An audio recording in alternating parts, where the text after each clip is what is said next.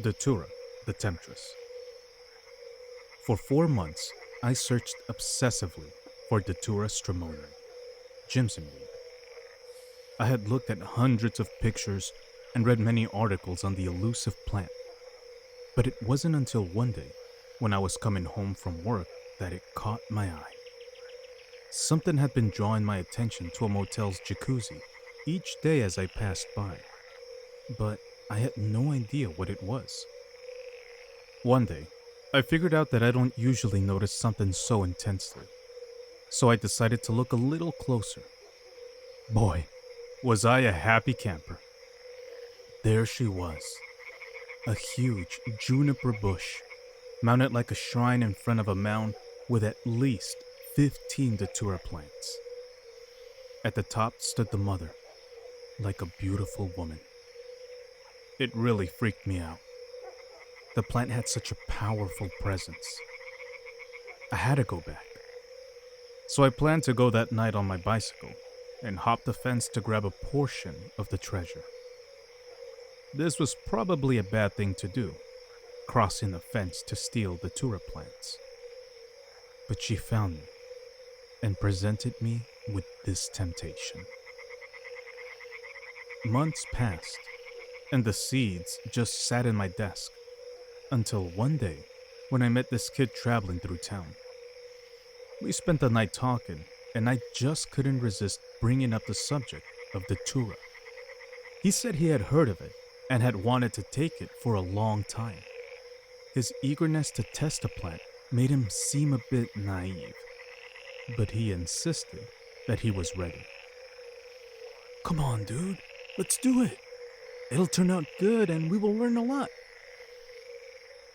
We went to the kitchen and ground 3/4 tablespoons of the seeds into the family coffee grinder for each of us.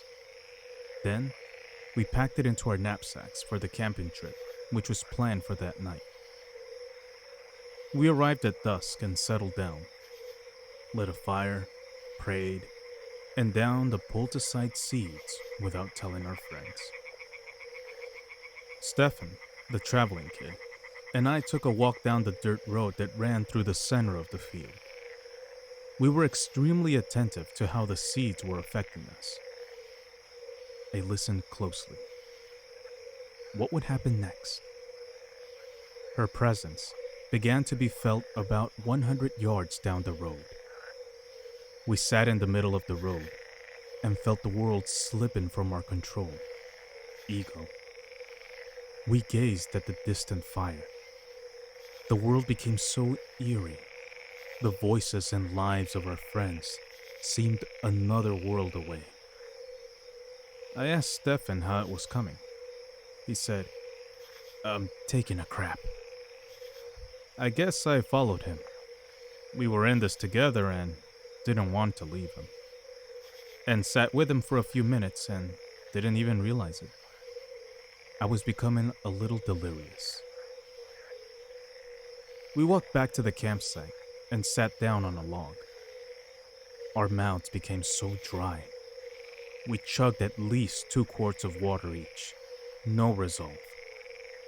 We both lay down in concern. "Are you all right?" he whispered to me. We were both moaning and felt very scared, lonely, and regretful. My brother left and went home. I wanted to leave with him so badly, but this was my choice, and I said not a word and examined my life. I didn't want to die. I stumbled off to a ditch near the pasture so I could lie down. The world I once knew was disappearing.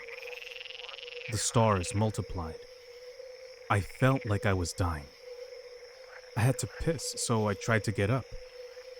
My legs felt gel-like. I stumbled on some rocks and fell back down and began crying. I then pulled myself back up to the campsite, 20 yards away, where the car was parked. I tried to crawl, but it was too difficult also. I flopped this body against the car and tried to pee, but I couldn't. I was in pain.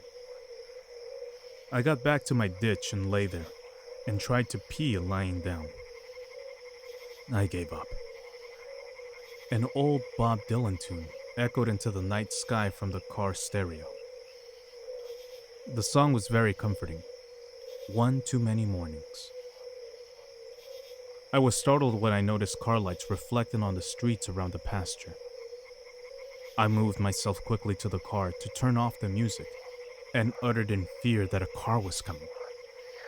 The guys were expecting some folks, so I laid down next to the fire. At this point, the delirium really set in, and my friends knew something now. It's so creepy remembering this. I was told that for the next couple of hours they watched me trying to grasp the physical world from the delusional.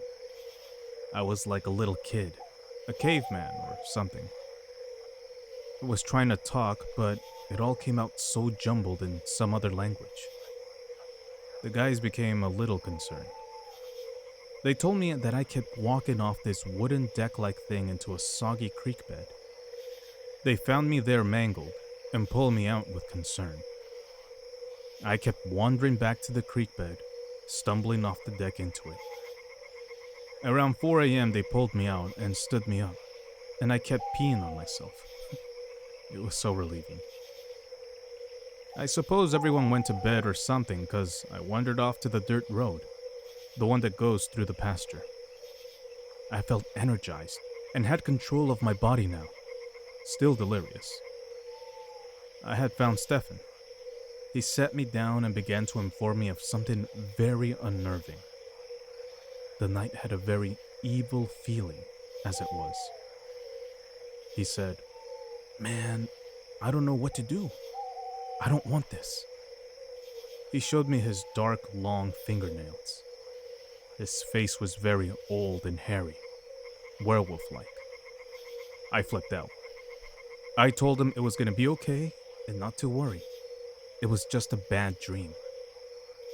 I knew this wasn't him, though I saw him. He was being possessed by her. I ran for my life. I had begun to witness the spirit world, the darkest reality. Ghost-like beings were everywhere. It sickened me. I ran and ran, hopped a barbed wire fence into a weedy field, and ran around the perimeter, trying to avoid stepping on snakes. I was almost flying. I fell really hard at one point. When I got up, I saw a glow in the middle of the field. I was controlled at this point. I was pulled to the center of the field where I witnessed some demonic action.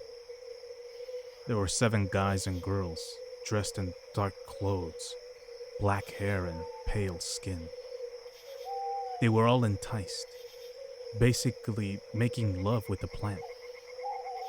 They danced around the glowing Datura plant. She was alive. There was one guy/girl to my left that was very tall and thin.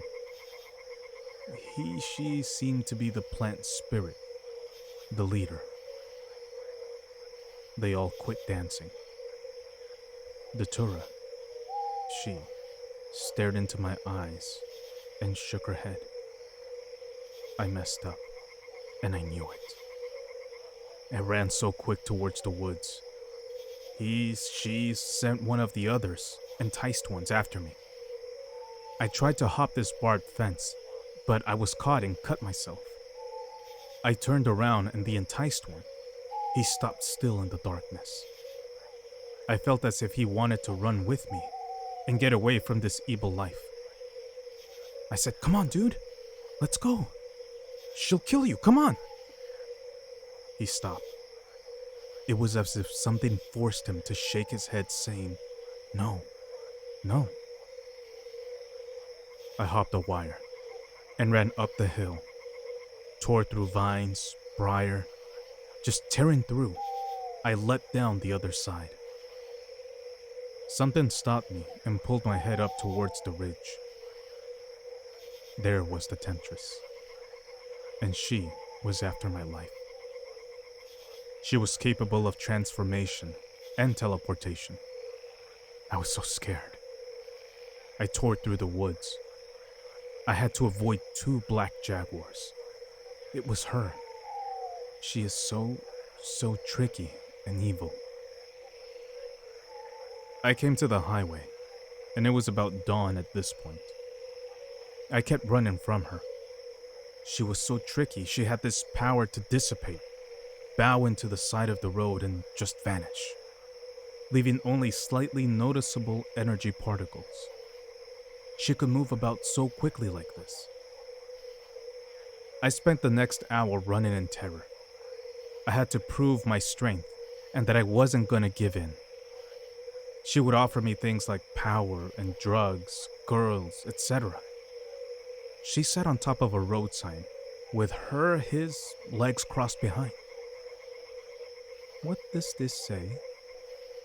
She tested my strength to the end. So wicked. I remember running. Cars were swerving in order to avoid me. I guess I was in the road. I didn't dare go into the woods. They had too much power in the darker areas. I could feel their evil laughter in the distance. He would bow into the ground every time a car would come around the corner. I was so scared and tired. I didn't know where I was, but I had to get out of there quickly. I tried signaling to the traffic that they were trying to get me. A lady pulled over and told me to get in. She knew something was wrong. I was too confused. She said she took me to a sheriff's station in another town. It turned out she was a psychologist. She spotted the terror. Most folks don't pick up crazed people. I was extremely blessed. I went to the station. She told the sheriff that I was confused and seemed very disturbed. I told the cop that I was being followed by evil kids that wanted to sacrifice me. He asked me if I had done any drugs. I said no, because it was real. I had forgotten about the Datura and only remembered the cannabis leaf I smoked the day before. Besides, he wouldn't have believed me if I told him that I did.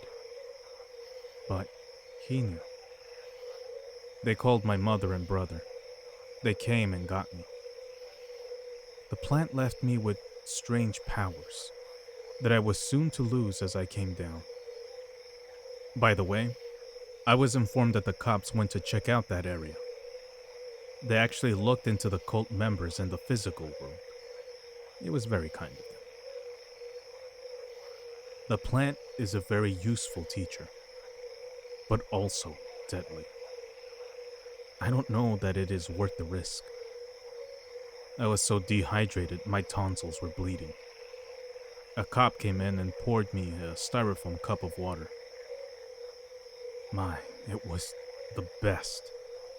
I savored every drop. I dropped the cup of water on the floor. When I looked down, it was gone. There are many delusional things that happen also. It may be hard to distinguish the true lessons from the effect of poisoning. I got home, drank some water, and took a long rest. It left me very lonely for months. My eyes were unable to focus for the following week. I went to my friend's house the next day. I had to find out what happened. Before describing anything on my part, he told me what he witnessed at the campsite. He was sober. He said he witnessed Stefan, the other induced one, become real old looking. He was hairy like a dog, and it was clear, he said. He described exactly what happened to him and what I witnessed. The following week I went to the library to research more about Datura. A book read that it is common to have dreams involving lycanthropy, turning of man to wolf. How bizarre. This freaked me out. Please, don't take this with a grain of salt or as an entertaining story. It was such a nightmare. I felt so lonely for so long, still recovering a year later. I must inform people of the deadliness of the Datura.